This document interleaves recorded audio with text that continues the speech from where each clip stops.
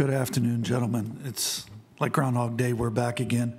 And unfortunately, I'm starting to tell Board Member Negra that I'm starting to get a complex that Commissioner Holden's avoiding me or something, but we appreciate you all being here.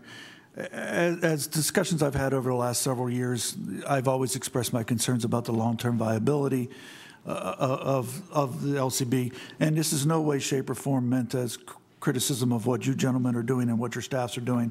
I think you are trying everything you can, and I appreciate that, and I do believe it is a failed business model, though.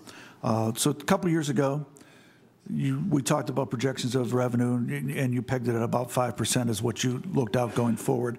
Then last year, Mr. Newsom said, look, we're going to try and be a little bit more realistic about these things and look at these numbers a little bit more closely. We're going to say, about 4.5 to 5% increase, and then some extra dollars as well based upon Act 39. Now, this year, I look at your projections, and you're down to projected revenue growth of 3.4%. So what's happened to change your opinions? I'll start off, and we'll allow others to chime in. First of all, back to fiscal 16-17, we actually ended up at about just under 4%. About 3.9% is where we ended up. We have some good news and some bad news in order to answer that question. When we put those numbers together, we were pretty optimistic about a 3.4% increase. Unfortunately, right now we're operating at under 2.5%. And that's as we've a little over halfway through the year. A little halfway through the year, 7 months, we're at under 2.5%. That, on the surface, appears to be the bad news. On the other side of the coin, our profitability is up.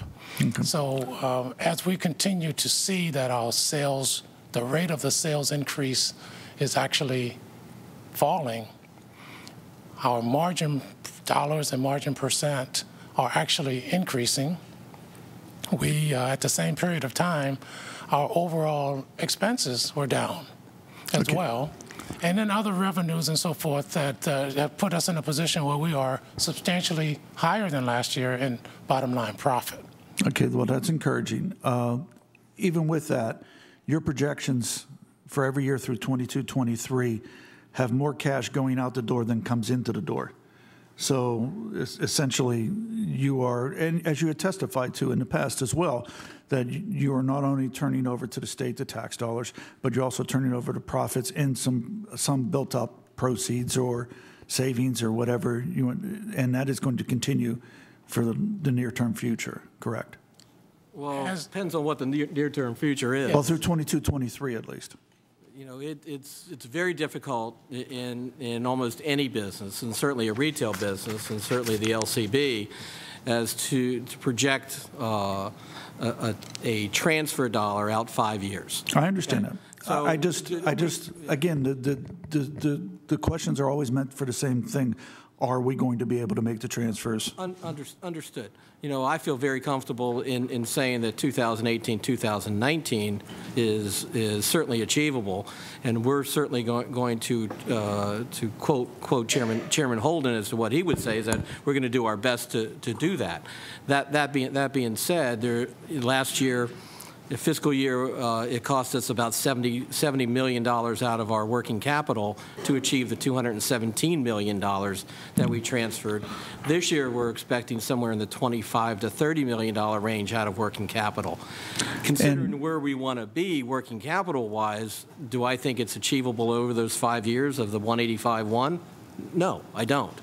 But what number is certainly subject to the winds of consumerism and how well we're able to do in maintaining cost and driving the revenues through existing channels and other channels. So make sure I understand, you don't think you can generate 185 yourself, but you can use reserves to get to 185?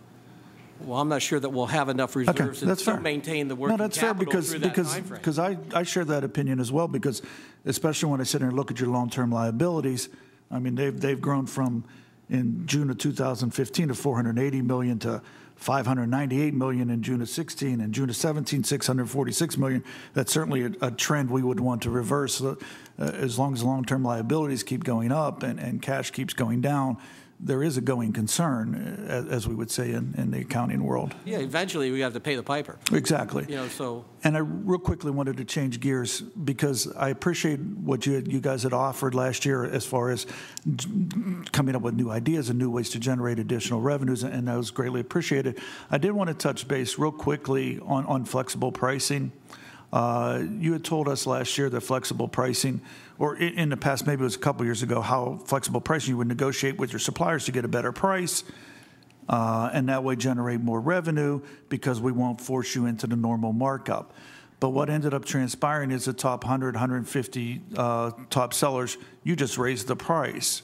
So you generated more revenue, you generated more profits, but it was just solely at the cost of consumers. Are we going to reverse that? Are we going to continue to do things like that? I will deal with that. First of all, to make a blanket statement that we raise prices doesn't really tell the pitch, to tell the whole story of what happened.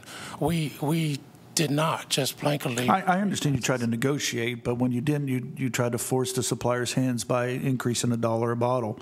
Well, we negotiated lower costs from our suppliers across the board, and that really had, some of it has transferred to lower prices at the retail level, and some of it went straight to the bottom line as far as providing more profitability to the agency. We as a business, when we think about the LCB as a business, many businesses, probably most businesses, are on a routine of increasing prices on a regular basis. We actually don't do that. We don't have a regularly scheduled time where we raise prices to meet increased expenses in other areas.